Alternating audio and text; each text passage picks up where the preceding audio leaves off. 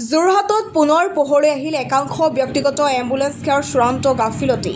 ৰোগী কঢ়িয়ানা অৱস্থাত পথৰ মাজতেই তেল শেষ হোৱাৰ ফলত বন্ধ হৈ পৰে এখন ব্যক্তিগত এম্বুলেন্স। গুৰুতৰ অসুস্থ ৰোগীগৰাকীক অক্সিজেনৰ সহায়ত এম্বুলেন্সৰ ভিতৰতে ৰাখিবলগীয়া হয় আৰু প্ৰায় এঘণ্টা ধৰি জীৱন মৃত্যুৰ সন্ধিক্ষণত যুঁজ দিবলগীয়া হয়। ঘটনাই ৰোগীৰ পৰিয়ালৰ মাজত তীব্ৰ উদ্বেগ আৰু ক্ষোভৰ সৃষ্টি কৰে। জানিব পৰা মতে A03BC 5632 নম্বৰৰ এম্বুলেন্সখনত তেল শেষ হোৱাৰ ফলতে এই পৰিস্থিতিৰ সৃষ্টি হয়। পিছত প্ৰায় এঘণ্টাৰ মূৰত তেল ভৰোৱাৰ ব্যৱস্থা কৰাৰ পাছতেই পুনৰ যাত্ৰা আৰম্ভ কৰে এম্বুলেন্সখন। ঘটনাই এক গুৰুত্বপূৰ্ণ প্ৰশ্ন উত্থাপন কৰিছে। কেৱল ভাড়া সংগ্ৰহ কৰিলেই কি এম্বুলেন্স সেৱাৰ মালিকৰ দায়িত্ব শেষ হয়?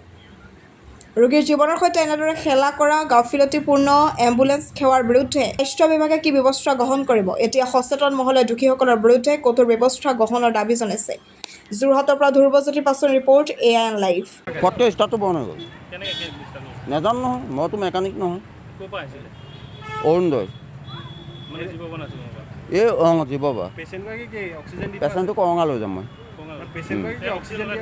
অক্সিজেন লগাই থোৱা আছে, আপোনাৰ 1 লিটাৰকৈ দিয়া আছে।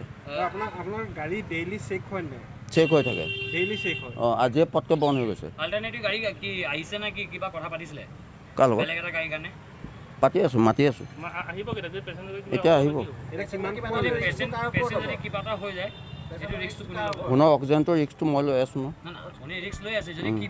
গাড়ী আহি আছে, ইলেক্ট্ৰনিক প্ৰব্লেম হৈছে মোৰ।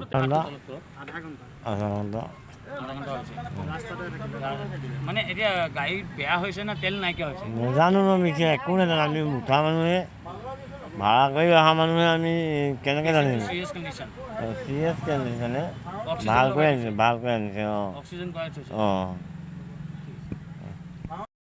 যিকোনো খবৰ আৰু বিজ্ঞাপনৰ বাবে যোগাযোগ কৰক 7896121996।